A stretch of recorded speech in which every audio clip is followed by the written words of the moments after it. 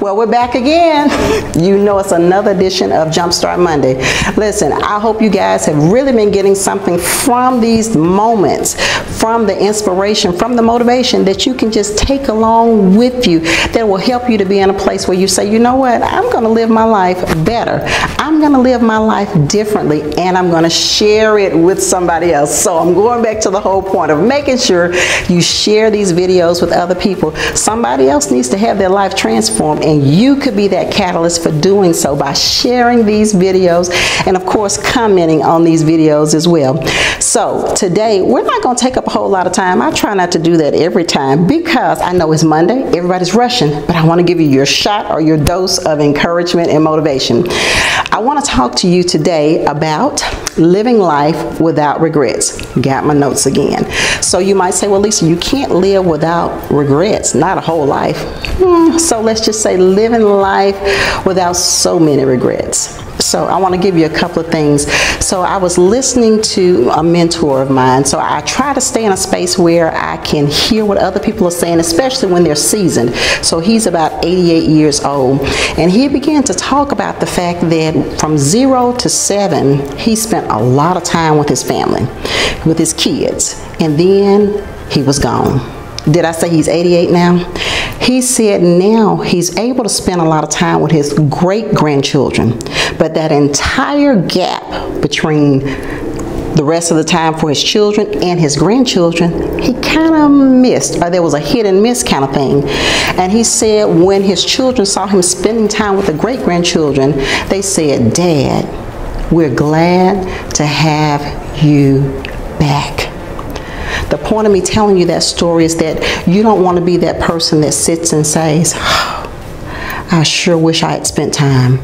I sure wish that I was the person that was there, that I didn't have to be the person that looked at the pictures that somebody else took and I was never there to be a part of it.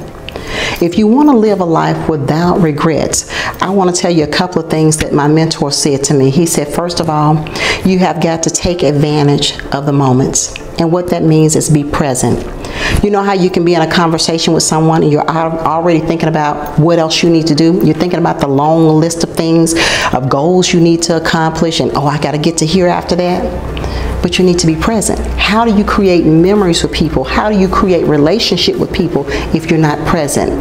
Present in the body and not being present in the mind is not present at all.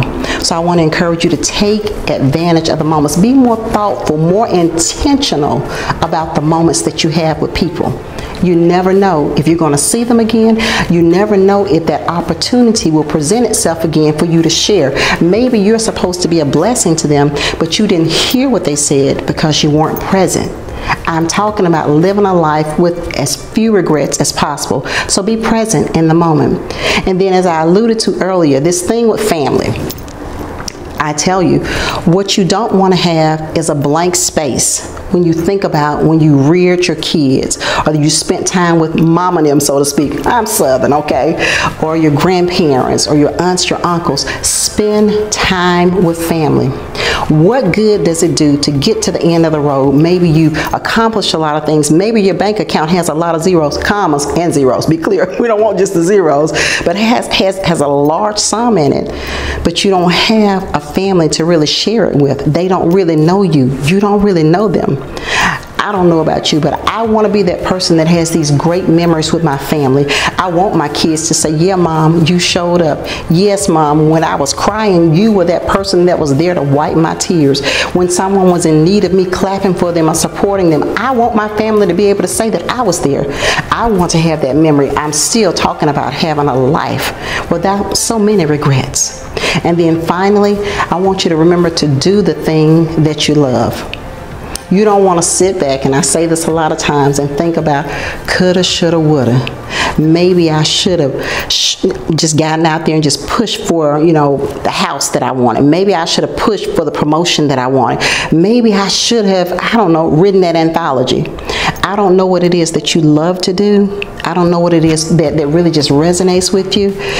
But if I were you, I would not spend the time that I have here in a space where I'm doing what I hate, where I'm doing something that just puts me in a place of being depressed, where I'm doing something that I just hate to go to this job. And I do understand sometimes we're in a place where we have to graduate from that, but you know you got to make a plan in order to graduate from that or to pivot out of that place.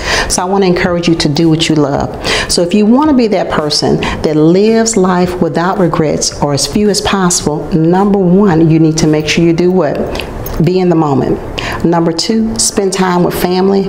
And number three, do what you love. Listen, I'm hopeful that this has been something that has inspired you to think about your life, that has inspired you to make a change in your life. If you're not really living that kind of life, let's prepare ourselves to have those great memories by doing those things. So listen, this is your girl, Lisa B. I am the life changer, and you know, this is Jumpstart Monday.